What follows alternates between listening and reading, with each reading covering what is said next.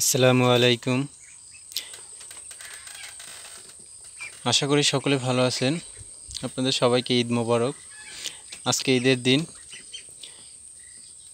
দিন। আমার হাঁসের বাচ্চাগুলো খুব সুন্দর সুস্থ আছে। ওরা খাবার খাচ্ছে, পানি খাচ্ছে, ঠিকমতোই আসছে। তো আপনাদেরকে এর আগে দেখাইছিলাম যে আমার একটা হাঁসের বাচ্চা একটু অসুস্থ আছে। ওইটা একটু মোটামুটি সুস্থ হয়েছে, এখন আলহামদুলিল্লাহ বেশ ভালো আছে। আর বাকি যে হাঁসের বাচ্চাগুলো আছে, বাকি হাঁসগুলো খুব সুন্দর ছড়াই ছিটিয়ে আছে, দেখতেই পাচ্ছেন। খাওয়া দাওয়া শেষ করছিল, শেষ করার পরে ওরা বিশ্রাম নিতেছে। খাবার দাবার শেষ হয়েছে, এখন আবার খাবার দিব। তো আজকে ঈদের দিন, ওরা খুব আনন্দে আছে, কিন্তু আমি আনন্দে নেই। কারণ হলো ঈদের দিন আমার কাজিন, পাশের বাসায় আমার এক কাজিন মৃত্যুবরণ করছে। ইন্না লিল্লাহি ওয়া ইন্না ইলাইহি রাজিউন। তো আমাদের সবাইকেই একদিন দুনিয়া ছেড়ে চলে যেতে হবে। তারপরেও মনটা খুবই খারাপ। আজকে আনন্দের দিন হয়েও যেই কাজিন আমাদের পাশেই ছিল সব সময়, কিন্তু আজকে তাকে আমরা পাশে পাচ্ছি না। তো কাজিনটা ও ঈদের জন্য সব কিছু মার্কেট করে রাখছিল, ঈদের জন্য সব কিছু মার্কেট করে নিয়ে আসছে। রাত্র পার হইলেই, ভোর হইলেই সকালবেলা নামাজ পড়ে সবার সাথে ঈদের আনন্দ ভাগাভাগি করবে, কিন্তু বিধাতা সেই সুযোগটা আর তাকে দেয়নি। ভাগ্যের নির্মম পরিহাস। সে বিধাতার ডাকে সাড়া দিয়েছে। তাই সকলকেই একটা কথাই বলবো, আমরা যে যে কর্মেই থাকি না কেন, প্রত্যেকে দিন শেষে বিধাতার কথা স্মরণ করব। অন্ততপক্ষে ঘুমাতে যাওয়ার আগে একবার হইলেও বিধাতার কাছে স্মরণ করব। বিধাতার কথা স্মরণ করব, যেমন আমরা কোথায় ছিলাম, কোথা থেকে কোথায় আসছি, কোথায় যাব। এটা আমরা যারা প্রত্যেক দিন স্মরণ করব, আমার মনে হয় না কেউ আমরা খারাপ কোনো কাজের সাথে লিপ্ত হব। আশা করি সবাই ভালোই আছেন, সবাই ভালোভাবে দিনকাল কাটাচ্ছেন, সবাই ইবাদত করতেছেন। আমার এই কথাটা হলো, যারা ইবাদত করতে মন চাচ্ছে না, বা ইবাদত করতে ইচ্ছা হচ্ছে না, বা আজকে করব না কালকে করব, এরকমের ভাবতেছেন, তাদেরকে নিয়ে। তো আমার যে কাজিন ছিল, মৃত্যুবরণ করছে। ও আশা করছিল যে ঈদটা করবে সবার সাথে, ফ্যামিলির সাথে, কাজিনদের সাথে, ভাই ব্রাদার যারা আছে তাদের সকলের সাথে। সেই আশাটা তার পূরণ হলো না। তিনি বিধাতার ডাকে সাড়া দিয়েছে। সে নিজেও বুঝতে পারে নাই যে তার আর ঈদটা করা হবে না। ঈদের পোশাক আশাক যা কিছু আছে সব কিছু নিজের জন্য কিনছে, ফ্যামিলির জন্য কিনছে, সবার জন্যই কিনছে, কিন্তু সবাই আছে, সে আর আজকে দুনিয়াতে নাই। আমার একার না, আমাদের এই যে গ্রামের যে মহল্লার যে যত লোকজন আছে, সবারই আজকে ঈদের আনন্দ আর ওইভাবে হয় নাই। এবারের ঈদটা সবারই দুঃখের সাথে কাটলো। আমাদের গ্রামের যত লোক আছে তারা সবাই হতভম্ব হয়ে গেছে। ইভেন কি তাকে দেখতে যায়াও 2-3 জন অসুস্থ হয়ে গেছে। এর কারণ হলো, আমার যে কাজিনটা ছিল, ওই কাজিনটা বেশি বয়স ছিল না, অল্প বয়সে একবারে সবেমাত্র বিবাহ করেছে মাত্র 1 মাস হয়েছে। এর মধ্যেই তাকে বিধাতার ডাকে সাড়া দিতে হলো। কিছু করার নাই, আমাদের সবারই একদিন যেতে হবে।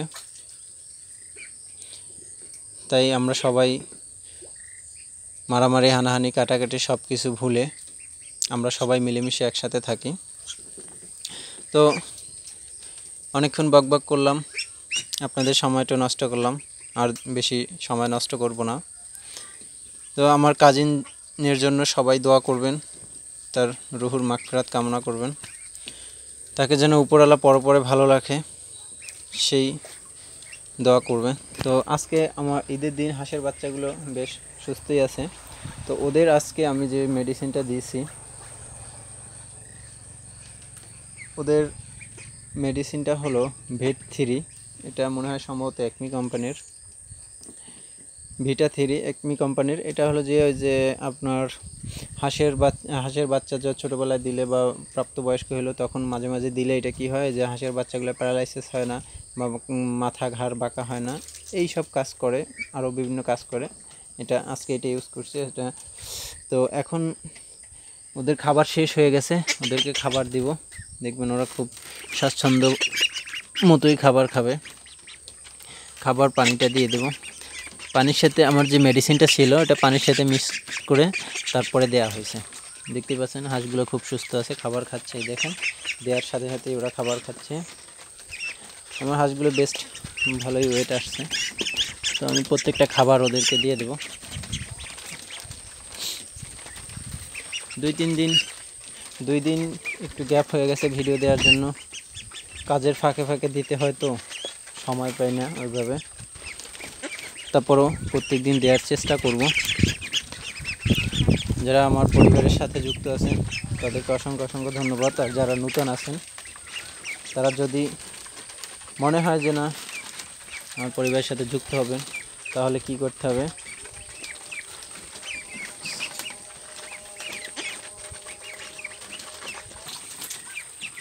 যারা আমার পরিবারের সাথে যুক্ত হতে চান তারা সকলে সাবস্ক্রাইব করে পাশের বেল আইকনটি বাজিয়ে দেবেন, তাহলে আমার পরিবারের সাথে যুক্ত হয়ে যাবেন। আর আমি যে ভিডিওগুলো ছাড়বো এটা নিত্য নতুন আপডেট পেয়ে যাবেন, নোটিফিকেশন আপনার কাছে চলে যাবে। আর সদস্য না হলে, পরিবারের সদস্য না হলে ভিডিওটা আপনাকে সার্চ করে তারপরে দেখতে হবে। তো আমাদের পরিবারে দুঃখজনক আজকে আমাদের ঈদটা ভালো কাটলো না, তাও যা কাটছে মোটামুটি আলহামদুলিল্লাহ, বিধাতার কাছে শুকরিয়া। তো আপনাদের ঈদটা কেমন কাটলো সকলে কমেন্ট বক্সে জানিয়ে দিবেন। আর আমার হাঁসের বাচ্চাগুলো এই 2 দিন কতটুকু ওয়েট আসছে, 2 দিন পর্যন্ত ওয়েটটা পরিমাপ করে আপনাদের দেখানো হয় নাই। ইনশাল্লাহ সামনে নেক্সট যে ভিডিওটা নিয়ে আসবো ইনশাল্লাহ চেষ্টা করব ওই ভিডিওতে ওয়েটটা দেওয়ার।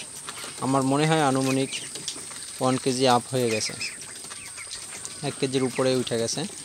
তো এটা ওয়েট দিলে আমি দেখতে পারবো এবং আপনাদেরকেও দেখাইতে পারবো এটা ওয়েটটা কত আসছে।